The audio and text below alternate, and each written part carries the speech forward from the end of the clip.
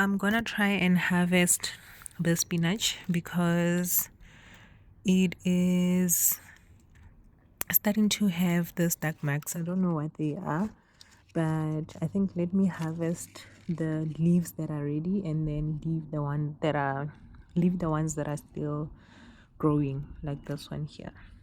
My peppers are growing. I think this is a lot of peppers, but yeah, they are growing. Anyways, let me harvest the spinach and then I'll use it in a smoothie. Yeah, I'll use it in a smoothie.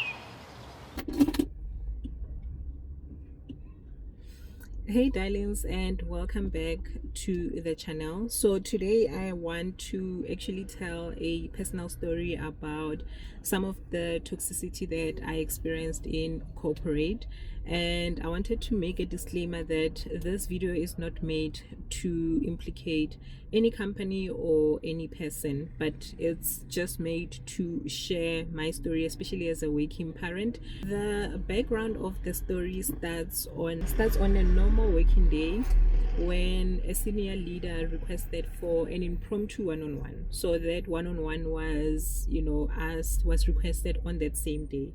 And then that senior leader said, can we sit down and talk about and do like a coffee catch up around 12 o'clock?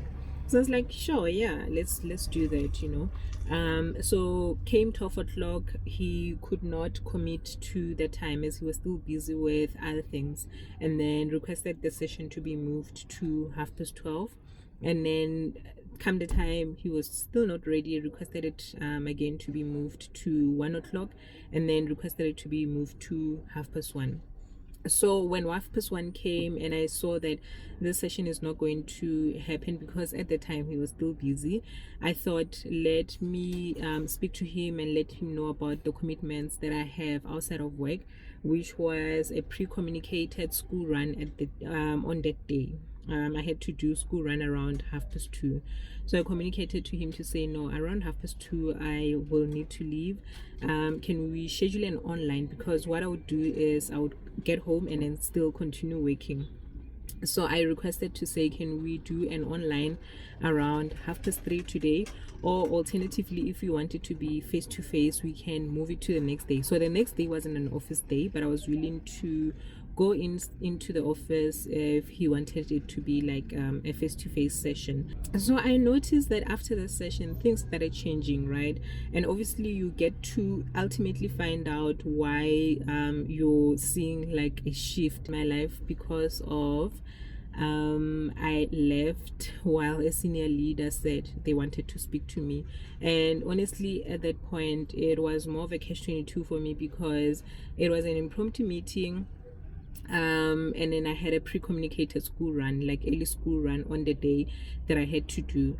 So it was like I was caught between a rock and a hard place, really. There was really nothing that I could do, especially because I did not even pack like a snack for my son to say he can go to aftercare and then I will find him there.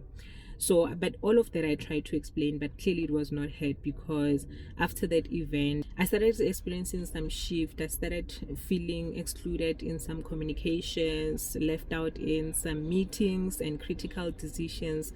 At the time, it wasn't really direct confrontation of the situation, but I think I was aware of it at the back of my mind. I would give it to my direct manager to say he really did try to mediate the situation, but that also did not work at all. Started also becoming very defensive because I could see, I'm like, nah, you know what, boundaries are being violated here. Because at some point I was asked, why is my husband not the one picking the child from school, like what is he doing, kind of a question. And that sort of like puzzled me to say, first of all, you didn't respect my time, and then now you're stepping into my family dynamics colleagues and family boundaries. No one invited you in. And that's when I realized that the meeting was not necessarily the actual problem. The problem was boundaries that were interpreted as defiance, which is like completely wrong. So yeah, corporate does not necessarily prepare you for that quiet retaliation, because I felt like that's exactly what I was experiencing. It was like a quiet retaliation using like the system to punish me, or performance reviews and all of that. And I did try to fight it back, by the way. But honestly, at some point, I had to sit down and think about it and define my own personal definition of what a win is. You know, sometimes putting up a fight is a win, and sometimes walking away is also a win. So I decided to walk away and not put up a fight, and that's just my nature. I don't think I am a fighter by nature.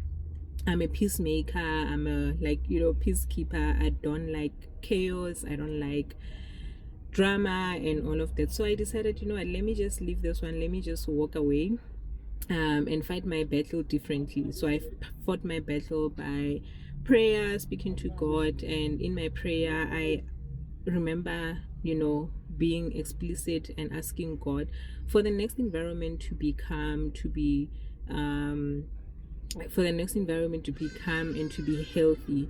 And also, guys, I think you must hear me carefully, or listen to me carefully, because I don't think there is a workplace without workplace dynamics, but there are some toxicity that cannot be tolerated, and then there are dynamics that maybe you can try work around and try to solve with your colleagues, but certain things are just not tolerable. So yeah, that's why I had to walk away, and in my prayer submit to God that can my next environment be healthy, can I have healthy leadership and healthy team members as well, in as much as my team members were not a problem at that time, but I had to be explicit and pray for them as well. So yeah, what I learned throughout this situation was that if a workplace punishes you for communicating your availability, then the problem is not you or you communicating your boundary, but it's a culture issue. It's a culture problem. So if you find yourself in a similar position, I would advise that you document everything and also communicate everything in writing as well. I think for me, a lot of communication was done on the call, and then some was done face to face, and there was no record of all of the things that were said or everything that happened, because yeah, it really got messed up to a point where in one of the one-on-one face-to-face sessions, tables were banged, emotions were high, and it was just chaotic. So yeah, I would really advise that you avoid telephone communication, unless if you're going to record the telephone communication, and also avoid face-to-face communication unless if you ask to record those face-to-face communication. Otherwise, if you don't have if you don't have the bravery to ask for that, just keep everything in writing. Even if they ask for a meeting, just ask politely that they put their points in writing, and then leave it at that. So guys, if this resonates with you as a corporate parent, you are not alone. I just wanted to say that you are not alone. There's a lot of us out there, and also maybe some people can come back to me and say, but the way you handle the situation by walking away, you are sort of like allowing that behavior to continue, but that's not necessarily the case. I don't want that behavior to continue, but I felt like it wasn't the right time for me to fight at the moment, and that decision was made based on how I felt at the time and my spiritual strength at the time as well. So that's why I decided to give it to God and walk away. And yeah, I would really urge you to navigate the corporate life while protecting your peace, because that's really important. That's the end of the story. Thank you so much for watching, and I will see you in the next one. That road of pain, walk with guilt, carry shame, but he reached right down